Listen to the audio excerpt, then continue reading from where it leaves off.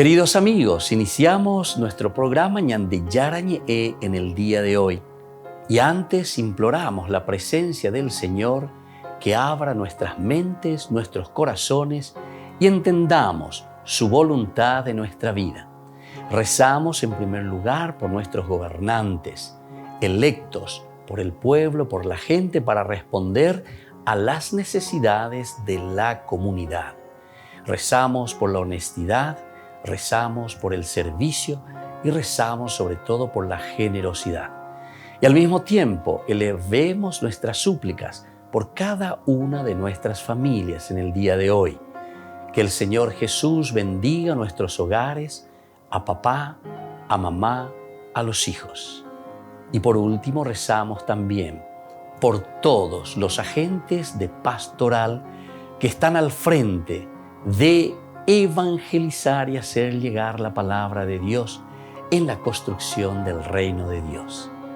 Iniciamos de esta manera en el día de hoy nuestro programa Ñande Yarañe. Este programa cuenta con el apoyo de la Fundación Santa Librada. Bienvenidos a Ñande Yarañe, un espacio de reflexión donde compartimos con el Padre Víctor Luis Cabañas sus conocimientos sobre el Antiguo y Nuevo Testamento.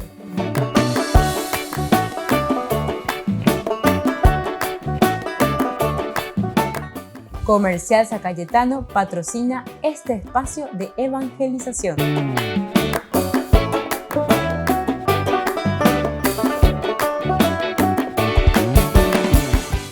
Queridos amigos, estamos con Ñande Yarañe, Antiguo Testamento. Estamos iniciando nuestra jornada el día de hoy con nuestro curso bíblico.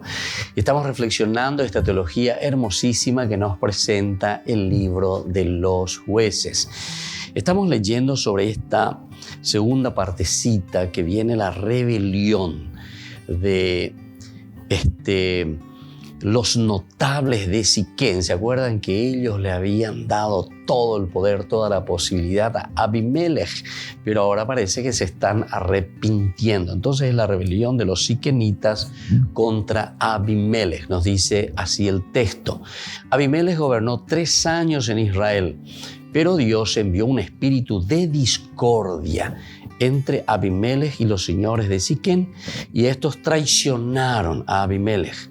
Así debía ser castigado el crimen cometido contra los 70 hijos de Jerubbaal, y su sangre debía recaer sobre su hermano Abimelech, que los había matado, y sobre los señores de Siquén, que habían sido cómplices en la matanza de sus hermanos. Por eso, los señores de Siquén preparaban emboscadas contra él en las cimas de los montes y saqueaban a todos los que pasaban por allí.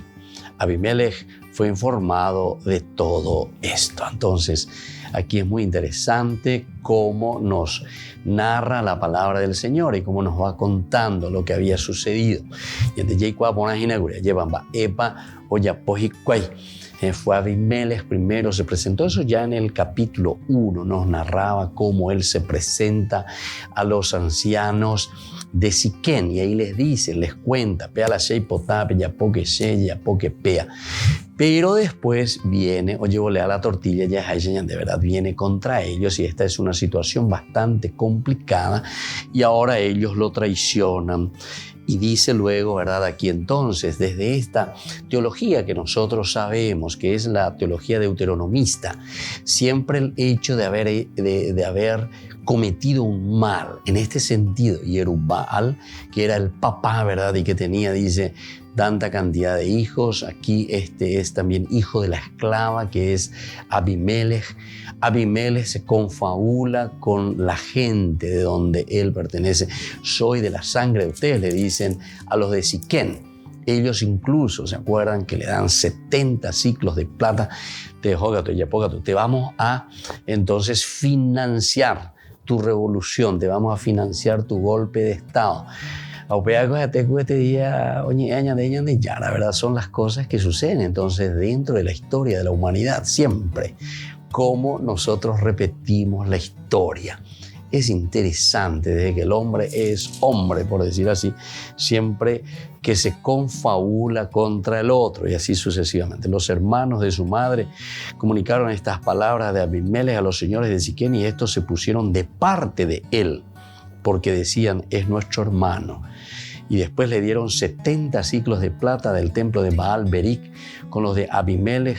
Contrató a unos hombres vagos y aventureros que le sirvieron de escolta. Entonces la historia se repite, Mabelaña contratá lleva. Entonces aquí dice a unos vagos que se pusieron entonces como guardaespaldas que le ayudaron. Hicieron ese desastre, ¿verdad? Mataron a todos sus hermanos. El único que se había escapado fue Jotam. Pero ahora parece que las cosas no le van tan bien, ¿verdad? Y entonces ellos se ponen en contra. Dice en el versículo 23, Dios envió un espíritu de discordia entre Abimelech y los señores de Siquén. Siempre volvemos a encontrar una de las características esenciales de los libros históricos. ¿En qué consiste? Y consiste en que nos narra, nos cuenta y nos dice de que el que lleva la historia, de nuevo al final de cuentas, es Dios. Es Dios el que va escribiendo, por decir así, en nuestra propia historia. Y Dios es el mismo que envía este espíritu de discordia. Es como decir, diga tú y donde ella mío la pecheite bebelane aña. A la pecheite bebelare continuar y a poco amba iba ahí a lleva de la pichacuerandi. Y entonces, por eso nosotros estamos encontrando, ¿verdad? Este espíritu, dice, de discordia entre Abimelech y los señores de Siquén, que al final le van a traicionar al mismo Abimelech. Así debía ser castigado, dice, el crimen cometido contra los 70 hijos de Jerubbaal, que era justamente el hijo también de Jerubbaal, Abimelech. Pero él cometió ese desastre, ¿verdad?, contra sus propios hermanos, los hijos de Jerubbaal, que los había matado. Y también aquí viene la segunda partecita, que es justamente la escuela deuteronómica, ¿verdad?, cómo mira y cómo insiste en este aspecto. Dice que también esa desgracia o este mal, ¿verdad?, que debían ser castigados también los señores de Siquén. ¿Por qué? Y porque ellos habían sido cómplices en la matanza de los hermanos de Abimelech. Entonces, eso caerá también sobre ustedes. Habían sido cómplices en la matanza y por eso los señores de Siquén preparaban emboscadas. Ahora entonces comienza, ¿viste? Entonces viene la discordia entre Abimelech y estos señores de Siquén. Continúa desde el versículo 26 al 41 el relato. Insiste en particular sobre la conjura de Gaal. Es lo que vamos a encontrar aquí, ¿verdad? La conjura de Gaal, lo que viene a continuación. Una vez Gaal, hijo de Ebed, pasó por Siquén junto con sus hermanos y se ganó la confianza de los señores de Siquén. Estos salieron al campo a vendimiar, pisaron las uvas, hicieron festejos y entraron en el templo de su Dios. Después de comer y beber, maldijeron a Abimelech. Entonces Gaal, hijo de Ebed, exclamó: ¿qué autoridad tiene Abimelech sobre Siquén para que le estemos sometidos? El hijo de Jerubbaal y Zebul, su lugarteniente, ¿no han estado sometidos a la gente de Hamor, el padre de Siquén? ¿Por qué tenemos que estar sometidos a ellos? Si pusieran a este pueblo en mis manos, yo expulsaría a Abimelech, desafiándolo a que refuerce su ejército y salga a combatir. Zebul, el gobernador de la ciudad, al enterarse de las palabras de Gaal, hijo de Ebed, se enfureció y envió disimuladamente mensajeros a Arumá, donde estaba Abimelech, para avisarle: Gaal, hijo de Ebed, ha llegado a Siquén con sus hermanos y está sublevando la ciudad contra ti. Por eso, ven durante la noche con toda la gente que tienes contigo y quédate al acecho en campo abierto. Y así sigue entonces esta historia. Volvemos enseguida con más Ñande Yarañe e Antiguo Testamento.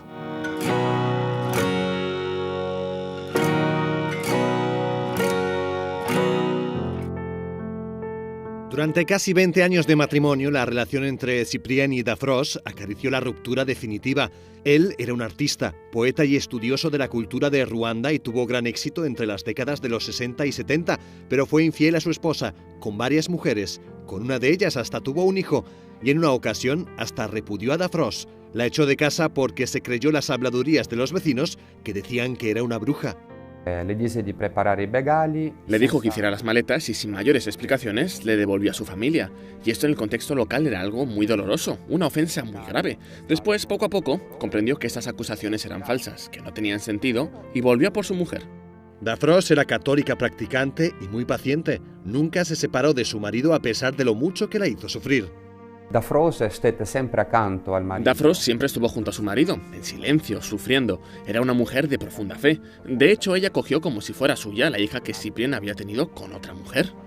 Todo cambió cuando Cyprien sufrió una enfermedad grave y tan extraña que los médicos no supieron ni siquiera diagnosticar. Era el año 1982 y ocurrió lo inesperado. Ocurrió durante un viaje a Bélgica donde viajó para hacer unas pruebas médicas. Durante el vuelo vivió una experiencia de fe muy fuerte. Estaba leyendo el texto de una canción que compuso cuando entendió el papel de Dios en su vida. Cuando llegó a Bélgica, todos los síntomas que padecía desaparecieron. Cyprien se convirtió y dio un giro radical a la relación con su mujer. A finales de los 80 ambos entraron en la comunidad de Manuel, de gran espíritu misionero. Cyprien comenzó a promover la fraternidad en Ruanda, un país donde ese concepto estaba prohibido. Él no tenía ni partido ni inclinación política. Decía que pertenecía al partido del amor, al partido de Cristo. Y por este motivo, Cyprien no se sumó a ninguna de las corrientes que había en su país. Y eso tuvo consecuencias graves en su vida. Perdió su puesto de prestigio como director del Instituto de Investigación de la Cultura Local. Perdió el trabajo y después la vida, durante el genocidio de 1994. El 7 de abril de ese año, unos hombres armados entraron en el jardín de su casa y lo asesinaron a balazos junto a Dafros y a 6 de sus hijos. No los mataron por pertenecer a una tribu, sino por ser cristianos y promover la fraternidad. Los soldados pusieron punto final a la vida de Cyprien y Dafros y con ellos a una intensa historia de amor, de perdón y de fe. Continúan los preparativos para el gran jubileo del año 2025. Por eso el Vaticano ha convocado un concurso para diseñar el logotipo oficial del próximo Año Santo. La principal condición es que los participantes se inspiren en el lema del jubileo, Peregrinos de la Esperanza. El Pontificio Consejo para la Nueva Evangelización elegirá uno que consiga comunicar este mensaje de forma inmediata y adecuada. Los concursantes tienen tiempo hasta el 20 de mayo para presentar sus propuestas. Las bases están en la página web del jubileo y no se descartan sorpresas. El logotipo del jubileo del año 2000 fue diseñado por una joven de 22 años. Y el de la Jornada Mundial de la Juventud de Lisboa 2023 por otra de 24.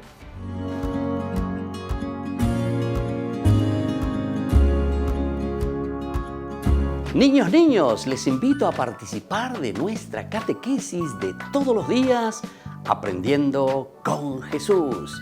Desde las 18 horas nos encontramos por YouTube. No se olviden, queridos niños, que Jesús a través de su palabra nos enseña tantas cosas lindas. Y ustedes no se olviden de suscribirse y de activar la campanita. Nos vemos allí, queridos niños. Aprendiendo con Jesús.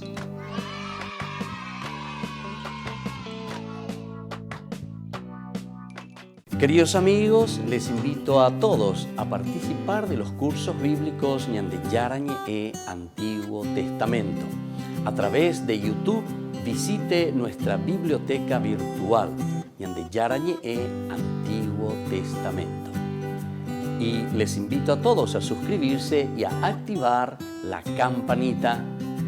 Nos vemos allí. Ñande Yarañe e Antiguo Testamento.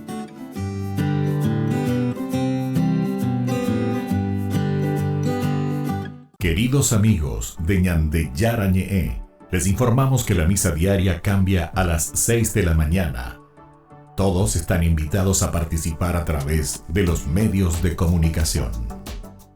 Les invito a participar de nuestro programa Jóvenes para los Jóvenes en Familia. Nos encontramos todos los domingos a las 15 horas por YouTube. Allí participamos y encontramos a jóvenes venidos de distintas latitudes de nuestro país con sus ideales, con sus proyectos, con sus actividades, con sus esperanzas y principalmente con sus testimonios de vida. Les invito a acompañarnos todos los domingos por YouTube, Jóvenes para los Jóvenes en Familia.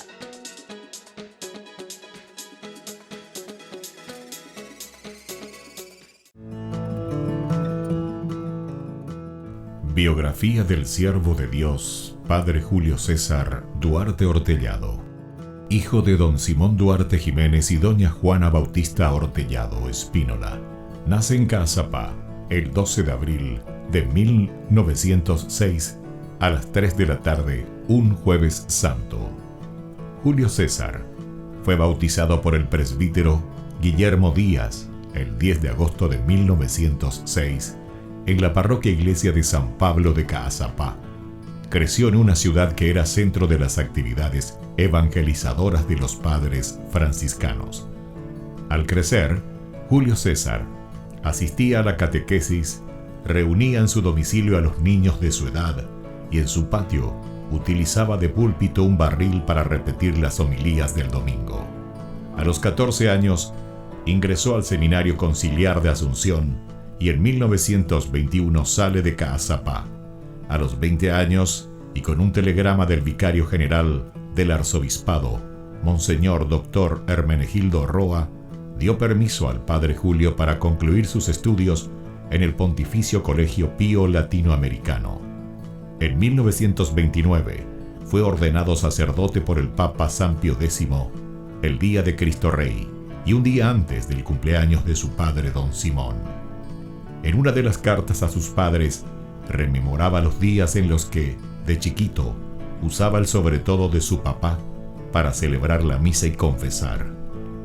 En la misma, daba gracias a Dios por haber llegado hasta su ordenación. Luego de una gira por Europa, regresó al Paraguay en uno de los cañoneros El Humaitá y había sido nombrado capellán de 2 embarcaciones importantes durante la Guerra del Chaco. Durante 1931 fue designado vicario cooperador de la parroquia de la Encarnación. El 7 de diciembre fue nombrado teniente cura de la Iglesia Metropolitana y capellán de la Casa del Buen Pastor. En 1932 fue nombrado teniente cura de Caazapá y sus excusadurías, cura párroco de Ubecuí y excusador de Cucuó, también de Buyapeú. Nombramientos recibidos por su obispo diocesano Dr. Agustín Rodríguez. Por último recibe el nombramiento de cura párroco de la parroquia de Villarrica. El amor y familiaridad, la Eucaristía era el tema preferido de sus enseñanzas y predicaciones. Se destacaba en su personalidad una pureza de vida, humildad y profunda caridad. Llevó una vida de austeridades voluntarias, de abnegaciones sin límites y de desprendimiento absoluto de todo lo material y terreno. El padre Julio impulsó la construcción del hospital de Ubecuí en 1936. Resolvió adquirir una casa parroquial y luego construyó el Hogar San José. En 1941 gestionó la visita de las Hijas de la Misericordia de la Tercera Orden de San Francisco. Además, en compañía de la comunidad, inició la construcción de la iglesia de Ubecuí y acompañó también con la construcción de los templos de Cucuó y Buyapeú. También asumió la presidencia de la Comisión de Fomento y Trabajo de Ubecuí y la reparación del camino de Quindú a Ubecuí. La falta de caminos y rutas aislaba a los 3 pueblos y dificultaba el comercio de los productos agrícolas. Con la ayuda de la comunidad, trazó las rutas, hoy realidades. El 4 de julio de 1943, a los 37 años de edad, el padre Julio falleció debido a la enfermedad de tifus. los restos del padre Julio fueron depositados en la iglesia de Ubucuy.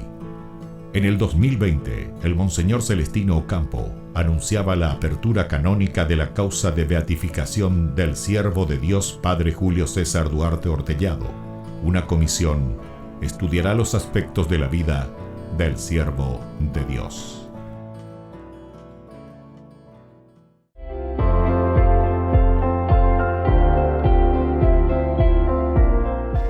Los dogmas sobre la creación del mundo. Todo lo que existe fue creado por Dios a partir de la nada. Lo leemos en Génesis capítulo 1, versículo 12. La creación del mundo de la nada no solo es una verdad fundamental de la revelación cristiana, sino también que al mismo tiempo llega a alcanzarla la misma razón, con todos sus atributos, con todas sus fuerzas naturales, basándose en los argumentos cosmológicos y sobre todo en los argumentos de contingencia. El carácter temporal del mundo. El mundo tuvo principio en el tiempo. La conservación del mundo. Dios conserva en la existencia a todas las cosas creadas. Soy el Padre Víctor Luis Cabañas. Nos vemos a través de nuestras redes, Facebook, Instagram, YouTube. Y no se olviden de activar la campanita. Nos vemos allí.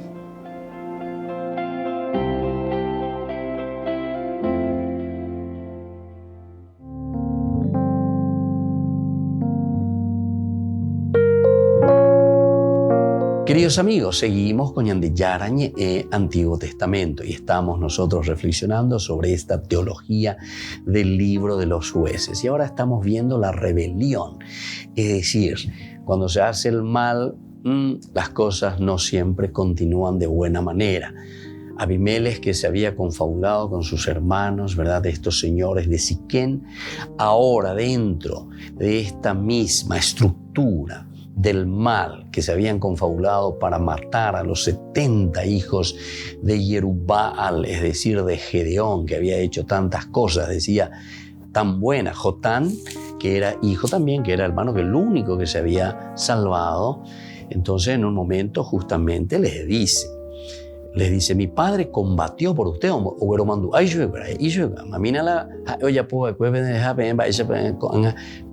traicionero. Y eso mismo entonces cae también sobre la cabeza de Abimelech, ¿verdad?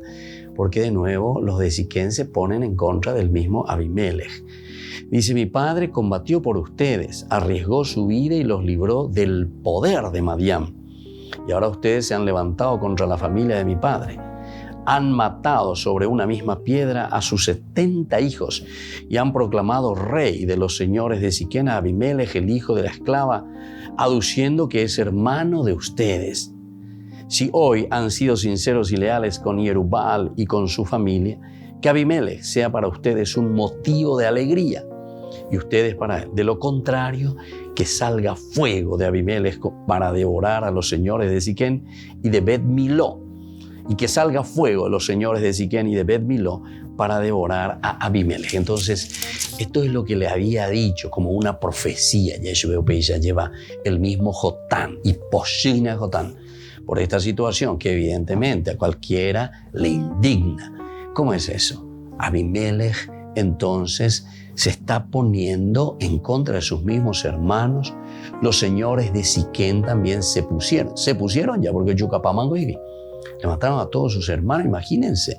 Entonces, exterminar a los hijos de alguien que luchó, de alguien que los defendió, de alguien que les dio toda la posibilidad, ¿verdad?, para que ellos estén allí vivos y coleando. Y ellos van y le matan a sus propios hermanos y a su propio hijo, ¿verdad? O sea, a los hijos de Gedeón. Y entonces viene aquí, desde el versículo 26, volvemos a encontrar esto que estábamos leyendo recién. Aquí viene Gaal, hijo de Bet, que pasó por Siquén junto con sus hermanos. Y aquí él se va ganando la confianza de los señores de Siquén. Quiere decir que ya había entonces aquí una discordia entre Abimelech y los mismos señores de Siquén que le habían dado de todo, le habían financiado incluso el golpe de Estado. ¿Qué autoridad tiene Abimelech? Le dice aquí, ¿verdad? ¿Qué autoridad tiene Abimelech? ¿Cómo es que ustedes permiten que eso suceda, verdad? Entre ustedes mismos. Y entonces después ellos entran, vendimian, tienen el vino, comen, beben. Entre bebida y bebida, entonces maldicen a Abimelech. Mi padre es rey. Abimelech es entonces el que tiene el poder en este momento. Entonces Gaal, hijo de Ebed, ¿qué autoridad tiene Abimelech sobre Siquén para que le estemos sometidos? ¿A qué ver? ¿Cómo vamos a permitir, cómo vamos a dejar que este tipo siga aquí sobre Siquén para que le estemos sometidos? El hijo de Yerubbaal y Zebul, su lugarteniente, ¿no han estado sometidos acaso a Hamor, dice el padre de Siquén? Entonces comienzan a recordar un poco la historia. Fíjense,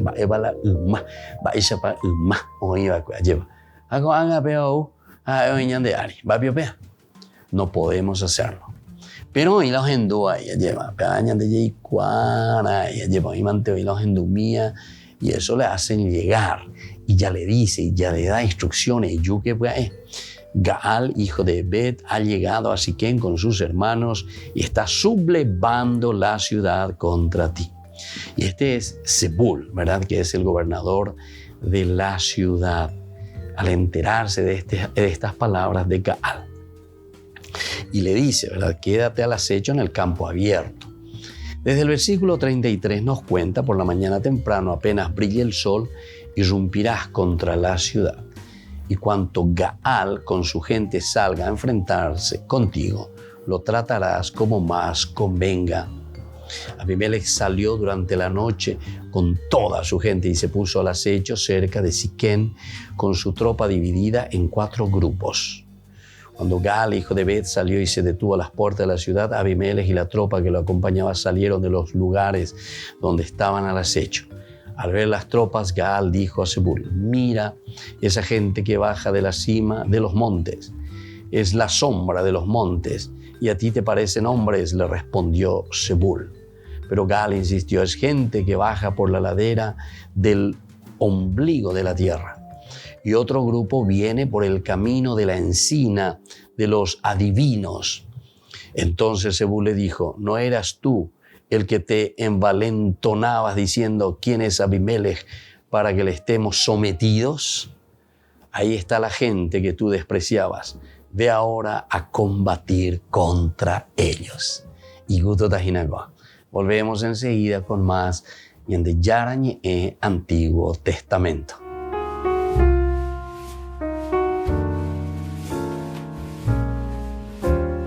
Amigos de Ñande Yarañé, les invito a participar todos los días de la Santa Eucaristía a las 6 de la mañana por nuestra plataforma YouTube, Ñande Yarañé. Vamos a escuchar la palabra de Dios y fortalecernos con el mensaje de amor del Señor. Vamos a renovar nuestra vida y sobre todo vamos a caminar con el cuerpo y la sangre de Jesús que nos alimenta. Les invito a suscribirse y a activar la campanita. Ñande Yarañe YouTube.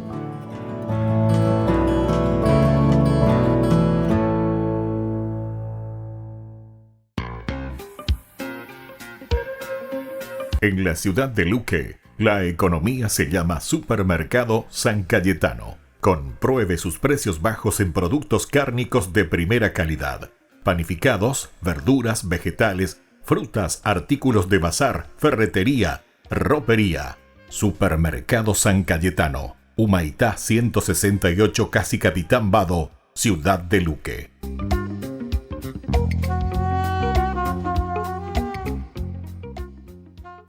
Queridos amigos, ¿quieren conocer los libros del Nuevo Testamento? Les invito a través de nuestra biblioteca digital por YouTube, Ñande Yarañe Nuevo Testamento. Ya hemos desarrollado los libros de San Marcos, San Mateo y ahora estamos comenzando el libro de San Lucas. Les invito a suscribirse y a activar la campanita. Nos vemos allí.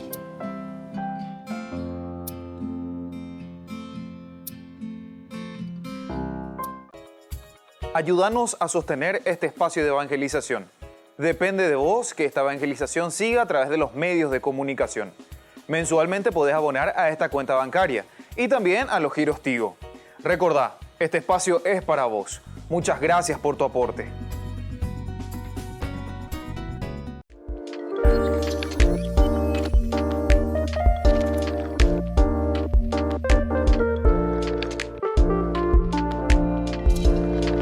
¿Qué es el sacramento del matrimonio?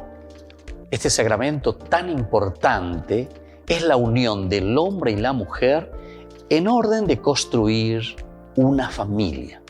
Recordemos que todo sacramentum, decíamos nosotros del latín, es ese signo visible de la presencia de Dios a través de una de las consagraciones de nuestra propia vida. Es decir, en el matrimonio nosotros estamos consagrando el amor de la pareja, el amor del esposo y el amor de la esposa. Si nosotros queremos hacer un camino de santidad, hacemos a través del sacramento del matrimonio. Es decir, nos comprometemos y decimos que queremos meter a Dios en nuestra vida. Queremos que Dios haga parte de este proceso y de este caminar. Porque nuestra vida cotidiana de familia, porque es el ideal de la familia la que nosotros estamos caminando y estamos construyendo, porque eso se construye cada día, en ese lugar le ponemos a Dios. Es por eso que nos presentamos ante el Señor. El matrimonio es ir ante Dios al altar y prometer esa fidelidad a Dios, prometer esa fidelidad a la esposa en quien yo encuentro a Dios, prometer esa fidelidad a Dios en mi esposo en quien encuentro a Dios. ¿Se dan cuenta, queridos hermanos, entonces, que es tan importante este sacramento del matrimonio? Porque no es simplemente un rito, atención. Toda vez que nosotros hacemos simplemente como un rito, después perdemos el sentido y ante los problemas y las dificultades preferimos dejarlo todo. Sin embargo, el Señor nos llama a esa indisolubilidad del matrimonio porque nosotros entendemos que nuestro consentimiento es un consentimiento de amor perpetuo entre las personas. Puede existir la indisolubilidad en el matrimonio. En realidad, no existe la indisolubilidad en el matrimonio.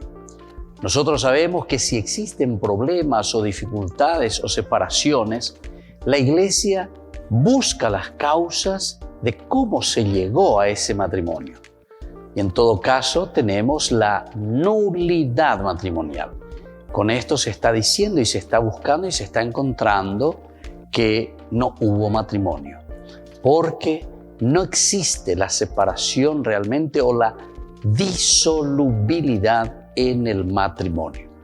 Este sacramento es indisoluble, pero recordemos que cuando no hay una buena preparación, cuando no llegamos conscientemente en ese consentimiento por algunos elementos de inmadurez en el camino y en el proceso matrimonial, entonces llegamos a la nulidad del matrimonio. Les invito a todos a seguirnos a través de Facebook, Instagram, YouTube. Nos vemos allí.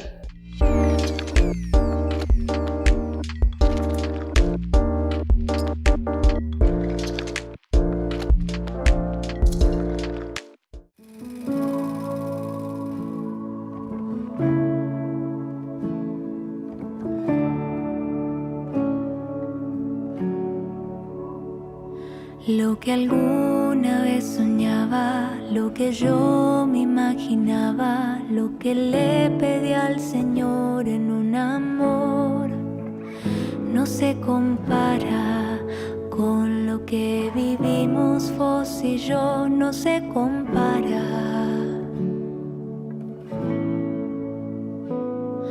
Un cuento de hadas, una historia de princesas o el mejor final feliz que se escribió, no se comparan con lo que vivimos vos y yo no se comparan.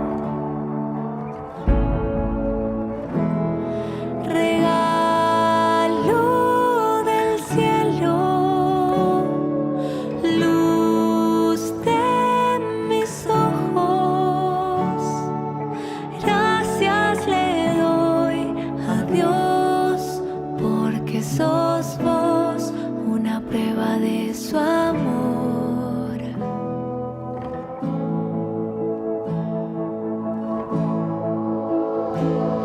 En los días más felices y aun si se pone difícil, yo prometo siempre amarte y serte fiel.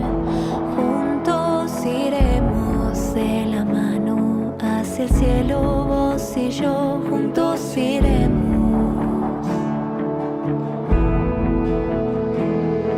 Regalo del cielo, luz de mis ojos, gracias le doy a Dios porque sos vos una prueba de su amor.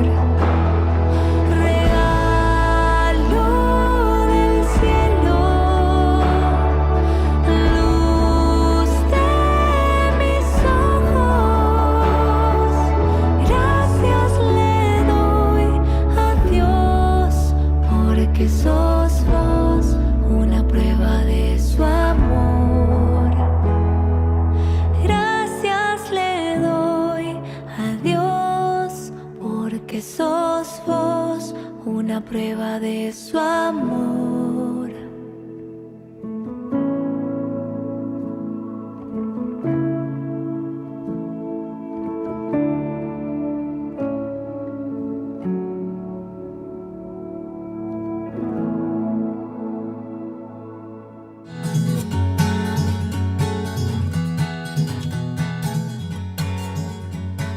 Seguimos con Ñande Yarañe en Antiguo Testamento y estamos reflexionando aquí sobre este capítulo tan interesante, el capítulo 9. Esto nos habla sobre la historia de Abimelech. Es un capítulo que nos habla de cierta manera de lo que significa la monarquía. Por una parte, cómo se comporta quien está en la monarquía. Al final de cuentas es como un dictador, ¿verdad? Abimelech, mi padre, es rey. Cómo utiliza el poder, en fin, todos estos elementos que en ese momento para ellos significaban destrucción, ¿verdad? Recordemos que la escuela deuteronomista, cuando está escribiendo esto, lo está escribiendo después de una tremenda y terrible catástrofe que había sucedido con el pueblo de Israel. Ellos van al exilio, ellos le están culpando directamente a la monarquía, porque la ñande recuera, dice la ñande presidente, y por eso estamos en esta situación. En lugar de ser el tendotá, el ponerse delante, el buscar el bien del pueblo, el bien de la gente, lo único que hicieron entonces fueron apoderarse, ¿verdad? O sea, mantener el poder como ellos querían y como a ellos les gustaba. Y ante esta situación se da cuenta el pueblo ahora que estaban en un desastre, ¿verdad? O sea, se encuentran en una situación catastrófica. Y eso es lo que ellos están escribiendo aquí, nos están narrando un poquitito ciertamente, que agregando muchas cosas que ellos tenían dentro de ese sentimiento y de ese corazón que vivieron, pero de una forma malísima al ir al exilio. Y ahora entonces están reflexionando, por no que hoy coñandereje, por no que lo hoy coñandereje, vea. Ya yesa cuaque, ya yesa peaque. Me parece que esto es tan real y tan lindo también que nosotros escuchemos, que veamos y que aprendamos, porque esto puede ser enseñanza, esta es una pedagogía enorme, ¿verdad? Porque entonces uno se preguntaría, ¿y para qué esto la Biblia comienza a escribirnos? Y al final de cuentas es una lección, es una enseñanza. Desde que el hombre es hombre, siempre está entonces en esa puja, en esa lucha, en ese pecado que nosotros le llamamos, porque aquí el autor sagrado, y al ser un libro religioso, está mirando desde el aspecto moral, del aspecto de cómo nosotros respondemos a lo que Dios en realidad quiere de nosotros y quiere de la comunidad. Pero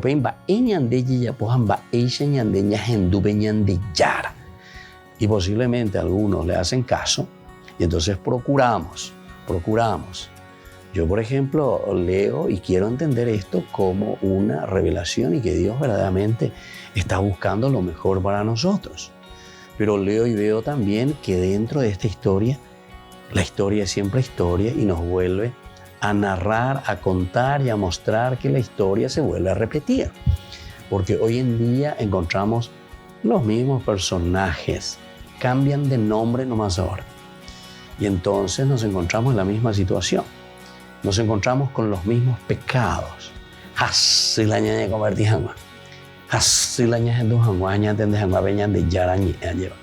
Por eso que tenemos que hacer mucha catequesis, tenemos que hacer mucha evangelización. Pero también tenemos que hacer evangelización cierta, porque hoy hay los falsos profetas, ¿verdad? Ese es otro problema que encontramos nosotros actualmente, porque no tenemos una sola voz con respecto incluso a la interpretación y a la enseñanza que nos está dando la Biblia, ¿verdad? Porque hoy hubo llegando en la palabra de Dios que es bastante dura. Hoy mi secta, mi pepe protestante cuera, mi en ahí porque miran otros intereses, su diezmo, su platita, etcétera, etcétera. Entonces, ya polan de negocio. Porque ellos, entonces, es lo mismo que estos señores de Siquem, ¿verdad? Como es bebé, ¿dónde has ido? Y a ser hermano, espera, vengo a ser un huevo, y allá, vaya, pona, pea, allá, yucapánago, allá, coña, de allá, poñande. Y bueno, y sigue la historia, pero después se dan cuenta, aquí mismo, ellos mismos, ¿verdad? Entonces, así debía ser castigado el crimen cometido contra los 70 hijos de Jerubbaal, y su sangre debía recaer justamente sobre su hermano, el que lo había cometido, Abimelech. Y también dice sobre los señores de Siquem que habían sido cómplices en la matanza, ¿verdad? Entonces, por eso digo, inteligenti pauca, mala latino cuera. O vea que dice, al inteligente, al que está escuchando, al que lee, al que sabe y entiende lo que nos está diciendo como mensaje, porque entero de año y cuaina, y cuaponaina, para dice año de yara, inteligente y pauca. Bueno, queridos hermanos, vamos a seguir reflexionando con este curso bíblico tan interesante sobre la teología de los jueces. Volvemos enseguida con más Ñan de Yarañe e Antiguo Testamento.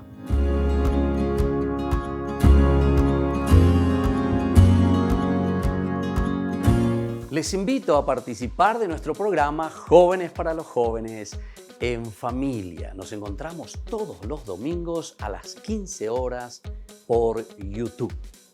Allí participamos y encontramos a jóvenes venidos de distintas latitudes de nuestro país con sus ideales, con sus proyectos, con sus actividades, con sus esperanzas y principalmente con sus testimonios de vida.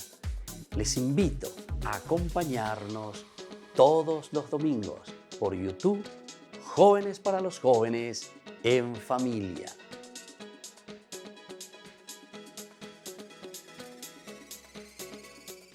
Niños, les invito a participar de nuestra catequesis de todos los días, Aprendiendo con Jesús. Desde las 18 horas nos encontramos por YouTube. No se olviden, queridos niños, que Jesús a través de su palabra nos enseña tantas cosas lindas. Y ustedes no se olviden de suscribirse y de activar la campanita. Nos vemos allí, queridos niños, aprendiendo con Jesús.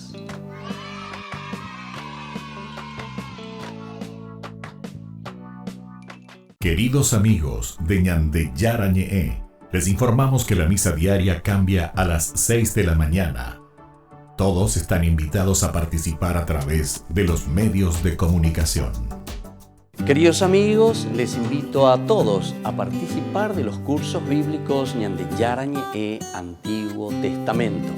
A través de YouTube, visite nuestra biblioteca virtual Ñan de Yarañe e Antiguo Antiguo Testamento. Y les invito a todos a suscribirse y a activar la campanita. Nos vemos allí. Ñande Yarañe Antiguo Testamento.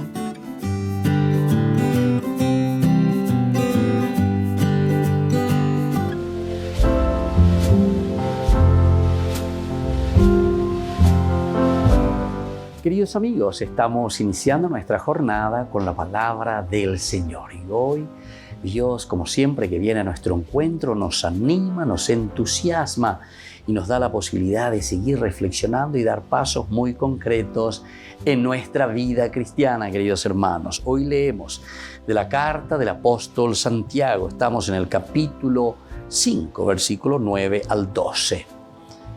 No se quejen, queridos hermanos, unos de otros, para no ser condenados. Miren que el juez está ya a la puerta. Tomen, hermanos, como ejemplo de sufrimiento y de paciencia a los profetas que hablaron en nombre del Señor. Llamamos dichosos a los que tuvieron constancia. Han oído ponderar la paciencia de Job y conocen el fin que le otorgó el Señor. Porque el Señor es compasivo y misericordioso. Pero ante todo, queridos hermanos, no juren ni por el cielo ni por la tierra, ni pronuncien ningún otro juramento. Su sí sea un sí, su no sea un no, para no exponerse a ser juzgados. Queridos hermanos, una vez más entonces, aquí Santiago nos está invitando a la justicia en síntesis. Dikatuila yala la pareja lleva, dikatuila ñaneshi o cualquier uroreire. Santiago en realidad nos está invitando y nos está pidiendo que seamos pacientes por una parte, pero la paciencia que significa ñande ya ya guapu, ya calcula, ya japoná, nos está llamando entonces a un discernimiento. Ya ikuaponá amba epala ya pohina, amba eisha pa ya pohina, ya popona hanguaisha peñandera pea lleva. Dikatuila ñaneshi onte handikatui la peisha tarowaisha yayapo beñanderape. Escuchen, miren, vean, júzguense primero interiormente. No juzguen externamente simplemente por lo que les viene desde el sentimiento, sino que procuren antes que nada mirarse interiormente. Procuren entender cuál es la propuesta de Dios para hacer ese camino de paciencia. Y nos pone como ejemplo a Job. Así como Job, que todo sufría, pero sin embargo en la paciencia reconquistó y se ganó de nuevo la gracia de Dios. Que la bendición del Señor descienda sobre todos ustedes, queridos hermanos, el Padre y el Hijo y el Espíritu Santo. Amén.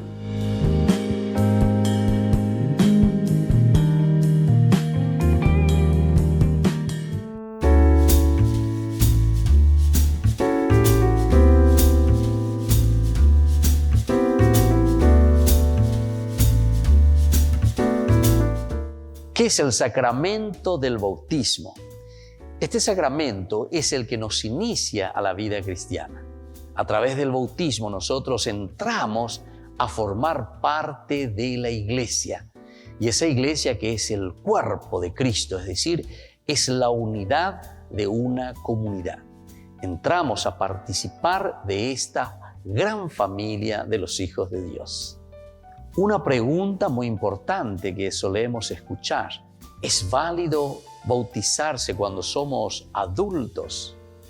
Claro que sí, es válido y es muy importante después de un proceso en la vida cristiana descubrir que necesitamos entrar y pertenecer a una comunidad. En tiempo de Jesús se bautizaban de adultos. Hoy nuestros padres nos bautizan de niños. ¿Pero por qué? Porque justamente tenemos ese derecho de recibir la cosa más preciada que ellos viven, que ellos tienen. Es como aquel niño que desde pequeñito recibe lo más preciado, en primer lugar, para poder sobrevivir, que es el alimento, que es la comida. Así también cuando nosotros llevamos al niño para que pertenezca y entre a la comunidad, lo estamos alimentando espiritualmente. ¿Por qué yo me tengo que bautizar? Esa es una pregunta muy interesante. ¿Cuál es el motivo por el cual tengo que ir a recibir este sacramento? En primer lugar, recordemos que la palabra sacramentum es una palabra latina que significa el signo visible, algo que nosotros vemos. Y entonces Dios, al crearnos, nos regaló este camino tan importante para que nosotros podamos mostrar durante nuestro paso por la tierra todas las buenas acciones y el regalo que Dios mismo nos ha dado. Como hijos de Dios, nos comprometemos con nuestra propia humanidad, nos comprometemos con nuestra propia comunidad, con esta familia grande en la que nosotros nos encontramos y vivimos. El bautismo es un signo elemental y fundamental de que nosotros nos comprometemos a hacer un proceso de formación y también de ofrecer lo mejor de nosotros mismos que Dios nos ha dado a nuestra propia comunidad. Jesús jamás nos obliga a nada. Jesús lo que hace es llamarnos. Jesús lo que hace es proponernos. Y entonces siempre va a depender de cada uno de nosotros responder a esta llamada, responder a esta propuesta que nos hace el Señor. Jesús se bautizó ciertamente de adulto con San Juan Bautista. Y esto nos está diciendo entonces que de parte de Jesús hubo un gran deseo de entrar dentro de esta comunidad, de sentirse partícipe de esta comunidad. Y nosotros principalmente decimos que con el bautismo Jesús se hace solidario con la misma comunidad humana. La encarnación ya de por sí significa un Jesús que entra en nuestra historia y a través del bautismo entonces estamos confirmando este gran deseo de hacer el bien al hombre. Y es eso lo que Jesús a través del bautismo nos ha ofrecido a cada uno de nosotros, su solidaridad y este camino de crecer juntos en el seguimiento de Dios. Les invito a todos a seguirnos a través de Facebook, Instagram, YouTube. Nos vemos allí.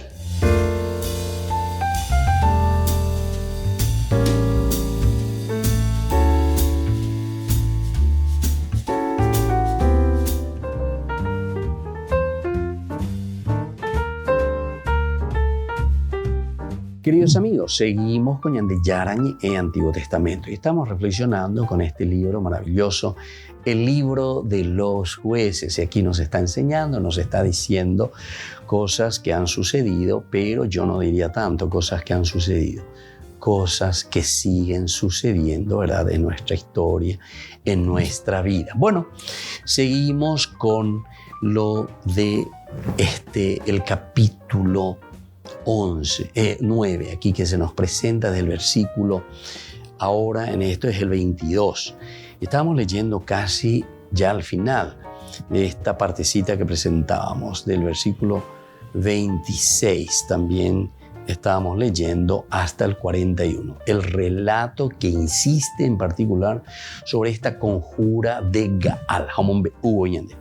Entonces decíamos que aquí aparece otro personaje, Zebul, que le informa a Abimelech. Abimelech entonces viene con su tropa, está al acecho aquí.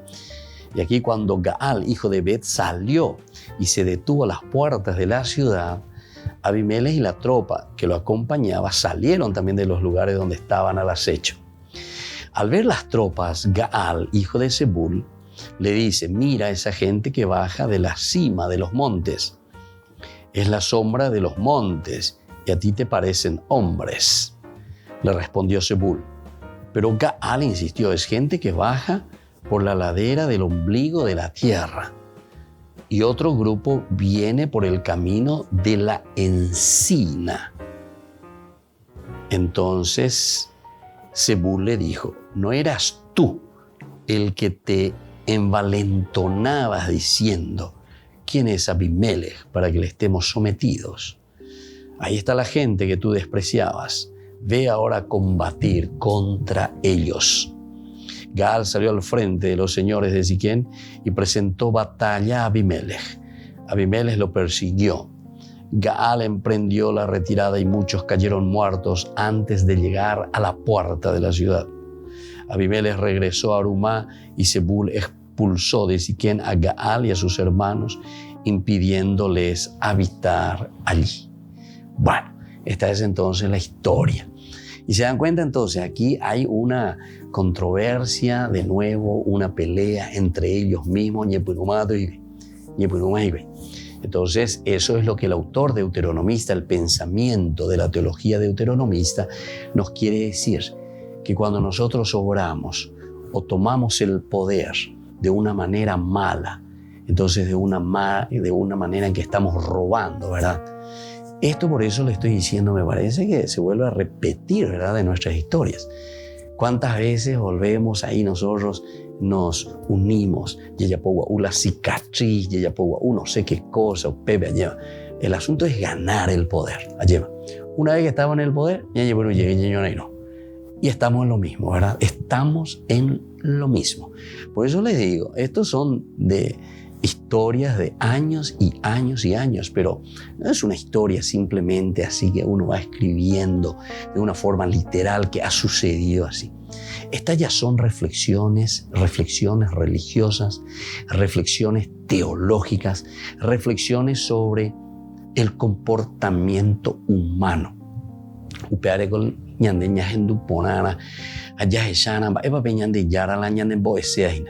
Porque esto no es entonces simplemente mirar y decir cómo ellos se comportaban o qué es lo que ellos habían hecho, sino que aquí hay un resumen del obrar humano, de nuestro corazón, de nuestra mente, cómo el hombre se comporta, cuál es la tendencia del hombre. Y entonces esto llega a ser para nosotros un paradigma.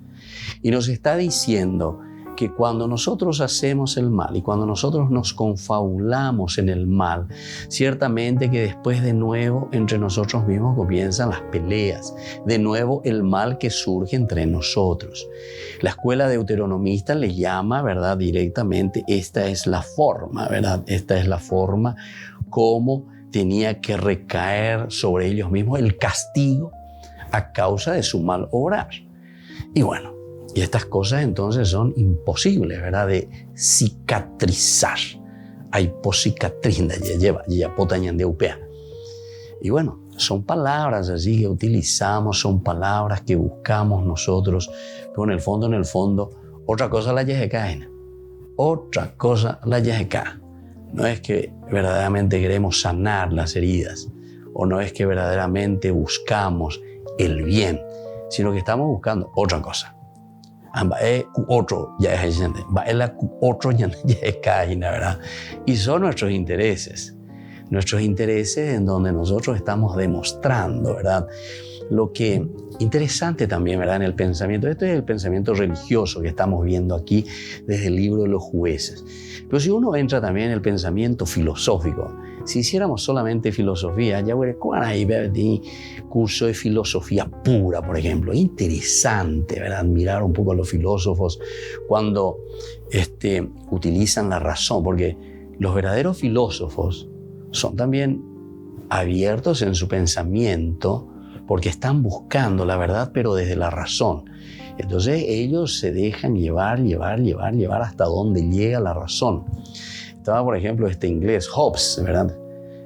Hobbes, por ejemplo, incluso decía luego en su definición del hombre que el hombre es un lobo para el otro hombre. Así directamente, ¿verdad?, te definía al hombre.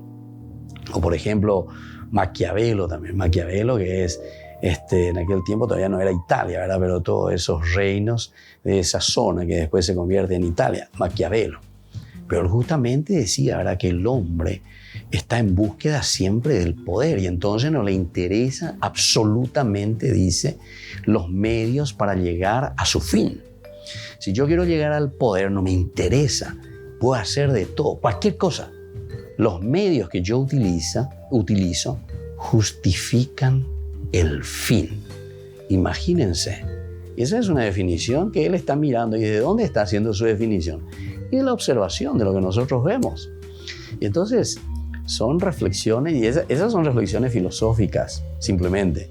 no son reflexiones bíblicas o reflexiones teológicas, pero sin embargo está desnudando el corazón, la humanidad, o sea, cómo somos nosotros, nuestras limitaciones, nuestro Adama. Bueno, queridos amigos, terminamos por el día de hoy nuestro curso bíblico. Seguiremos reflexionando, porque es interesante cómo va con alaña hendú, mija ya esa, mija lleva, va para la yaguereco a peña nebupe. Génesis capítulo 6, versículo 5 también dice, ¿se acuerdan que el hombre maquinaba, dice, maldad siempre dentro de su corazón? Y eso sí lo podemos mirar desde un aspecto bíblico. Les dejo la bendición del Señor y que la maldad solamente trae peores consecuencias para la humanidad. Que la bendición de Dios toque nuestro corazón y nos convierta al Padre y el Hijo y el Espíritu Santo. Amén. Y hasta la próxima con más Ñande Yarañe Antiguo Testamento.